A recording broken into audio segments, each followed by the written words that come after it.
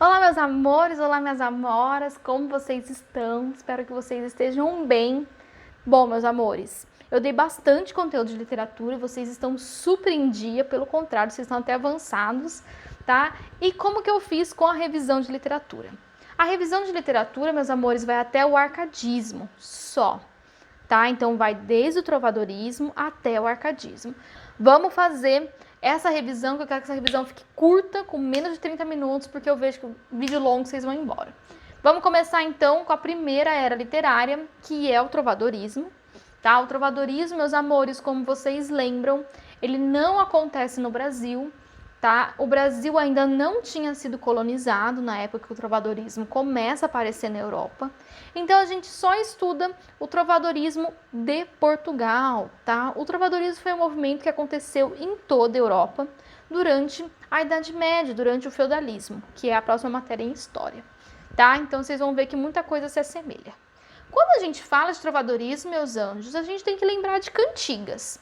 Tá? 80% das questões que caem no vestibular são sobre as cantigas, pedem informações sobre as cantigas e a maioria das provas ainda pede uma comparação entre as cantigas.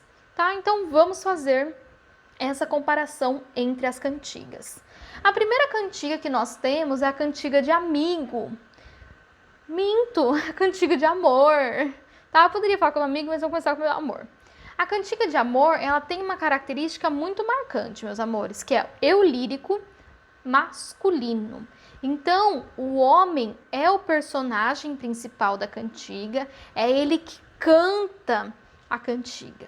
Nós sabemos que na época apenas homens podiam escrever cantigas, tá? Mas na cantiga de amor, o homem escreve, o homem é o personagem e o homem é o que canta. Tá? Lembra que as cantigas elas eram cantadas e tocadas, tá? Além disso, nós temos um amor impossível, tá? Então, o amor entre a mulher amada e esse homem não é possível, eles não se relacionam, não é um relacionamento real, ele não acontece, tá? Ele é apenas sonhado na cabeça desse homem. Essa mulher é idealizada, ou seja, ela está num patamar muito acima dele, tá? Então, é uma mulher perfeita, sem defeitos, uma mulher que na maioria das vezes ele nunca falou, ele apenas viu ela, tá? Então essas são as características da cantiga de amor.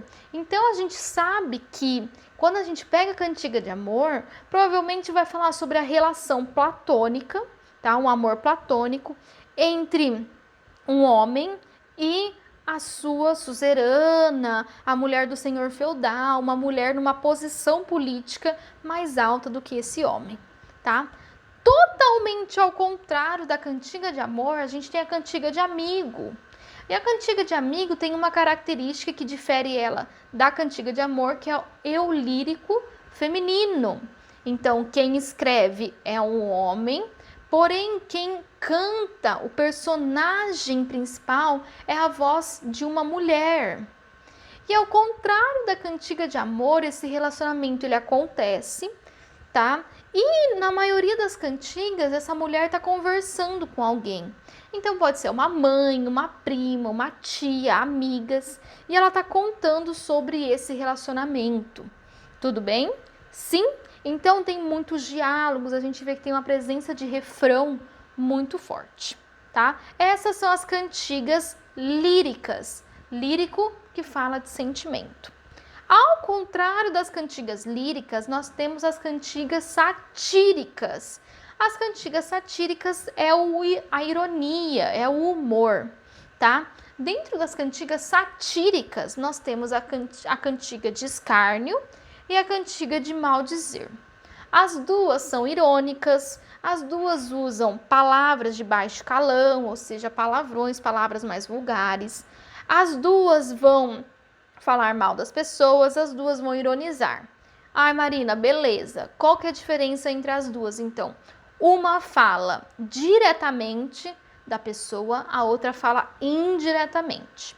Uma dica para vocês nunca mais esquecerem é: a maldizer está dizendo mal, está falando diretamente.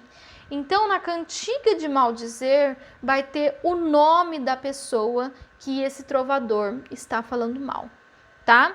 Já a cantiga de escárnio vai ser uma ironia, uma crítica, tá? Indireta, não aparece para quem é a cantiga. Fica todo mundo na curiosidade. Tudo bem? Então aqui é a direta no Facebook, você marca a pessoa, no Instagram que você marca. A de escárnio é a indireta que você coloca lá, tá? E se a carapuça servir, ótimo. Se não servir, fazer o que? A gente tenta de novo. Tudo bem? E pra gente finalizar trovadorismo, a gente tem as novelas de cavalaria. As novelas de cavalaria, meus amores, são prosas, ou seja, são livros, tá? Em formato de capítulos e parágrafos, contando as grandes aventuras desses cavaleiros, tá? Então, as novelas de cavalaria vai contar grandes histórias. Uma da principal são histórias épicas, histórias de aventuras, de heróis. A principal novela de cavalaria que a gente tem acesso hoje em dia é o Rei Arthur, tá? Então, se vocês quiserem que eu faça um vídeo bem curtinho, tipo IGTV, tá? Sobre o Rei Arthur, sobre essa novela de cavalaria, que é uma das minhas novelas de cavalaria preferidas, comenta aqui que aí eu faço, tá? Já tô devendo dos deuses para vocês, a parte 2, e se vocês quiserem também comenta, tá? Não esquece de comentar. Aí a gente vai para a próxima era literária, que é o humanismo.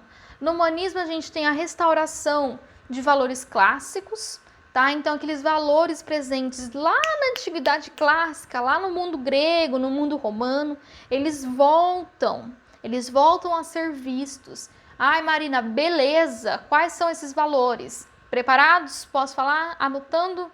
Então vamos lá. Clareza, tem que ser claro. Racional, tá? Que mais? Estética perfeita, ou seja, uma beleza universal. Objetividade. Tudo bem? E a gente pode colocar também o antropocentrismo, o homem no centro. Tudo bem, meus amores? Esses são os 5 valores, tá? Os 4 primeiros são os mais importantes. Isso define a estética clássica ou os valores clássicos, tá? Então a gente percebe no humanismo que tem uma mudança de visão. Antes, quem determinava a nossa vida, quem orientava o nosso destino? Deus. No humanismo, gente, quem passa a orientar o destino dos homens é eles próprios. Por isso que chama humanismo, o humano, o homem no centro. Tudo bem? Então, o antropocentrismo e o humanismo são super parecidos, tá? A gente vê o surgimento da poesia palaciana, que é a poesia que fala sobre o palácio e no palácio, e das pessoas do palácio. Então, é uma poesia criada para entreter as cortes dos reis. Então, toda aquela galera são os parsas, tá? O Neymar não tem os parça, o rei também tem os parça, que vivem com ele. Então, precisa ter sempre um entretenimento, precisa ter uma diversão, tá? Os rolezinhos deles era assistir teatro e ouvir declamação de poesia, tá? Dentro desse contexto de poesia palaciana, surge um cara fodástico, nosso foda número 1, Gil Vicente. Gil Vicente, um grande teatrólogo, escrevia teatros maravilhosos e o seu principal teatro é o Alto da Barca do Inferno. O que é o Alto da Barca do Inferno?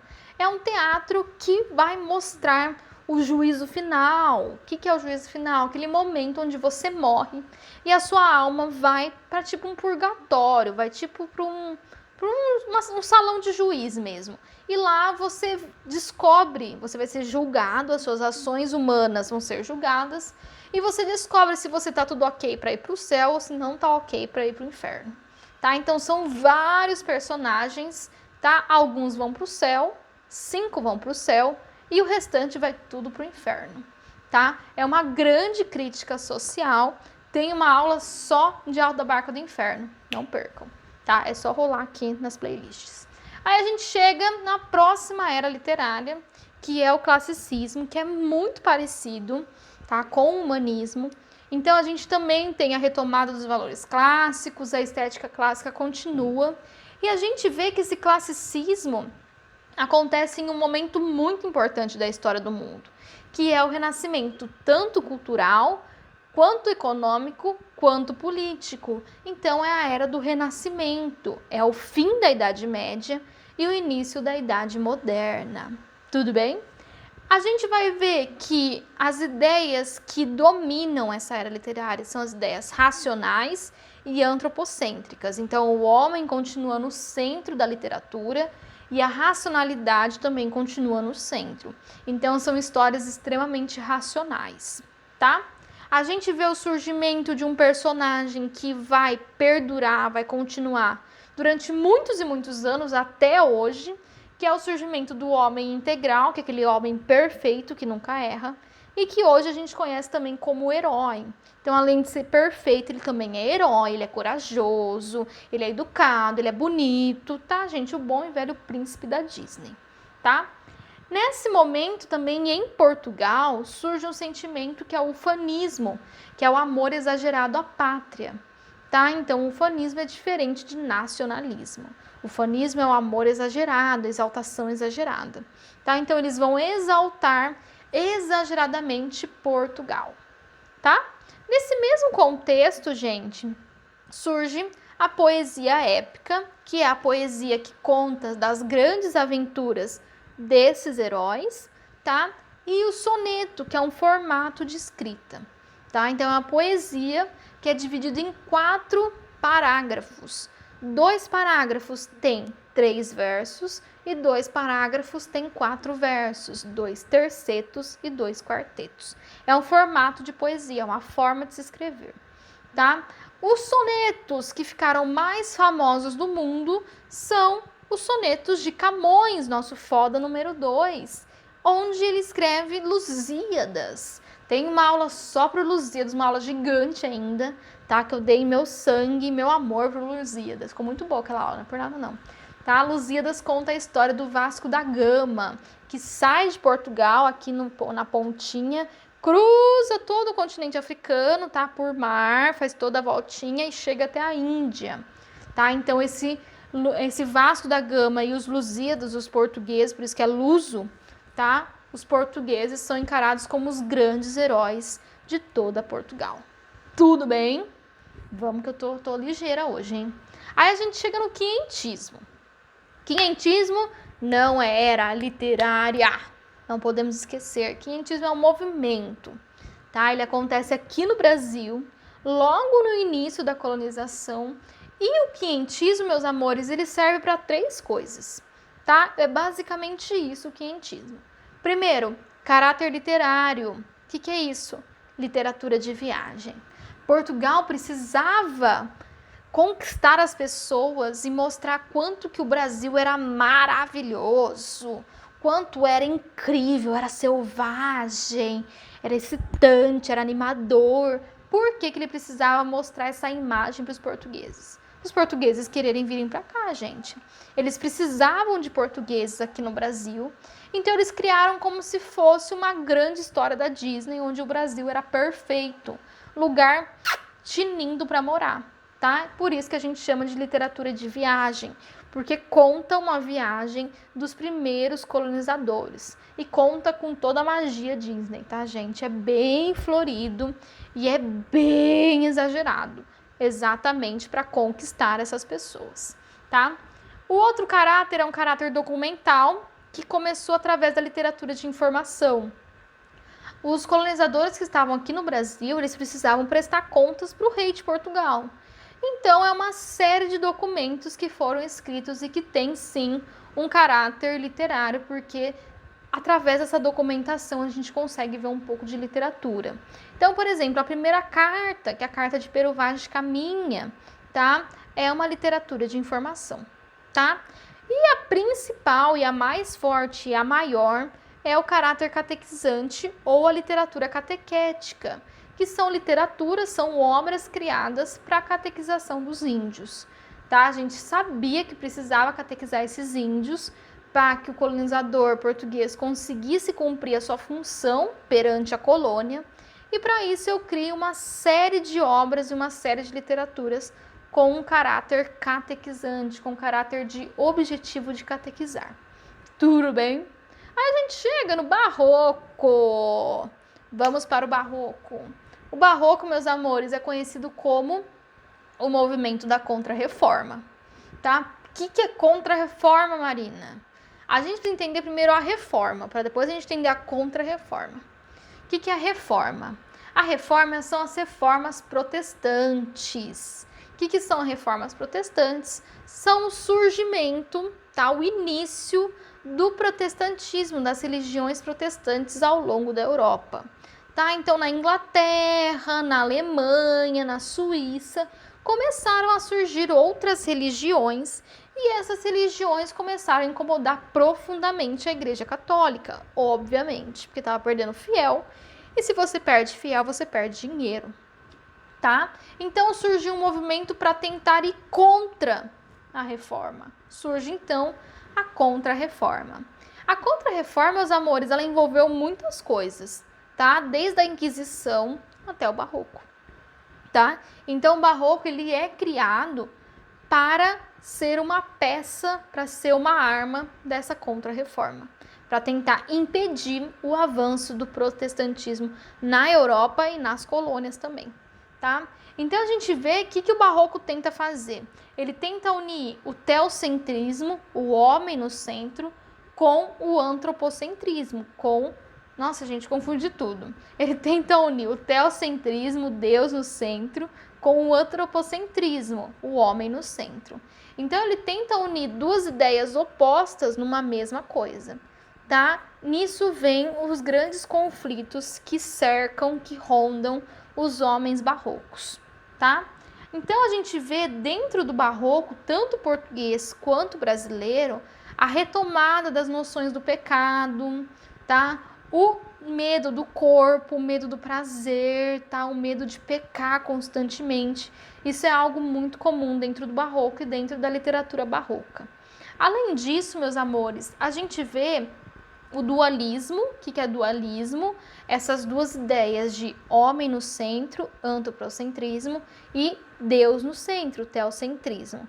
Essas duas ideias, elas vão tentar se unir, isso é o fusionismo. O que é esse feísmo no meio, Marina? O feísmo, meus amores, é que o barroco ele vai contra os valores greco-romanos, os valores da antiguidade.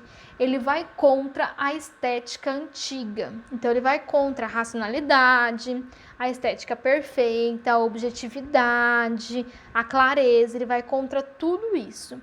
Como ele vai contra uma estética que é considerada a estética bonita, a forma bonita, ele é considerado feio, tá? Então, o feísmo é o ir contra a estética perfeita que os valores greco-romanos passavam, tá?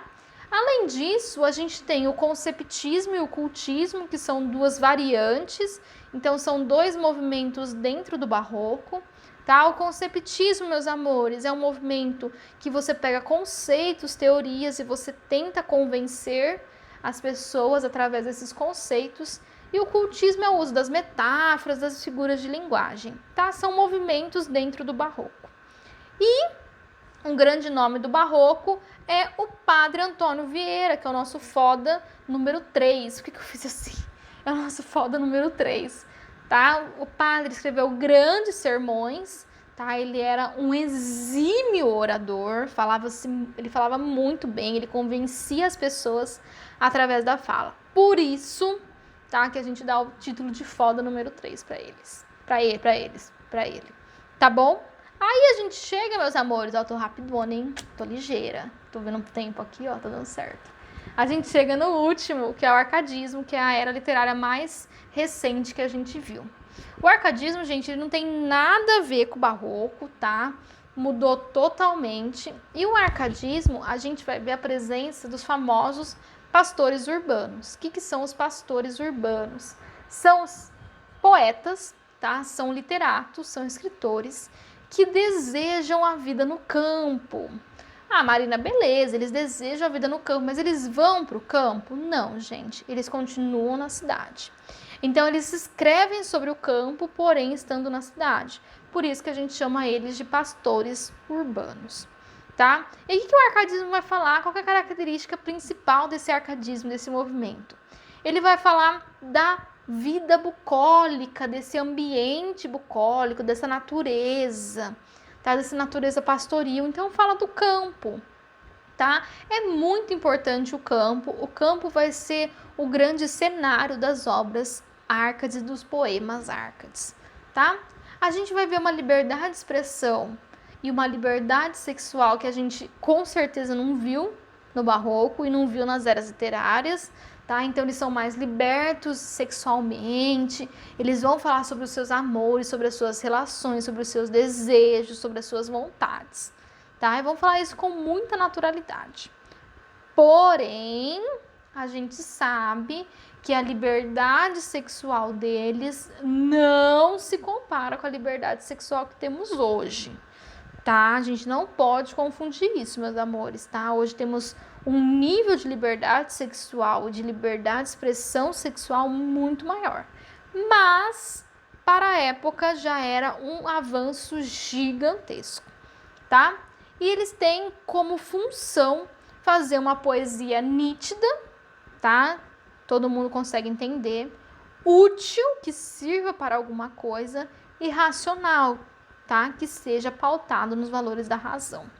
Dentro desse contextão, surgem os temas, que são 5 temas, tá? Que esses temas a gente vai encontrar em várias poesias. Então, vamos para os temas. Os temas estão em latim, tá? Então, a gente tem que escrever diferentinho ou passar um risco embaixo. Primeiro tema, fugere urbem, o desejo de fugir da cidade. Então, são poemas que falam dessa fuga da cidade e essa vontade de ir para o campo, ir para a natureza, ir para um lugar onde não tem esse caos que a cidade tem, tá? Primeiro tema, fugere urbem, com M, tá? Segundo tema, locus amoenos, lugar ameno, lugar prazeroso. Então, são os poemas que eles falam dos locais onde eles gostam, onde eles se sentem bem. Esses locais são sempre onde? Isso mesmo, na natureza, tá? Inutila truncate, com T mudo. Cortar o que é inútil, sem exagero, tá? Sem muitas informações, apenas utilidade, bem racional. Áurea mediocratis, o meio termo é de ouro, então nem muito ao mar, nem muito à terra, o meio termo, racionalidade, clareza, tá? E o último, que é o mais famoso de todos, que todo mundo sabe, que é o carpe diem, aproveite o dia, retire o melhor do momento. Então, onde que é esse dia proveitoso, esse momento perfeito que eles querem? Sempre na natureza, sempre nesse ambiente bucólico, esse ambiente pastoril, é sempre no campo, nunca vai ser na cidade. Tudo bem, meus amores? Sim, então a gente sabe que o arcadismo é um movimento que vai contra a urbanização que estava acontecendo, o surgimento dos grandes centros urbanos, dos grandes centros comerciais, tá? Ele vai contra, tá? É como se fosse um movimento de resistência. Tudo bem até aqui? Eu sei que eu falei rápido, mas eu queria um vídeo rapidinho. Tá bom, meus amores? Eu espero que vocês tenham entendido. Qualquer dúvida, surgiu dúvida no exercício, não entendi bem o que você falou muito rápido, me manda mensagem, eu estou nos grupos, eu tenho vergonha, me manda no privado, tá? Eu respondo, eu tô respondendo rapidinho todo mundo que tá me perguntando.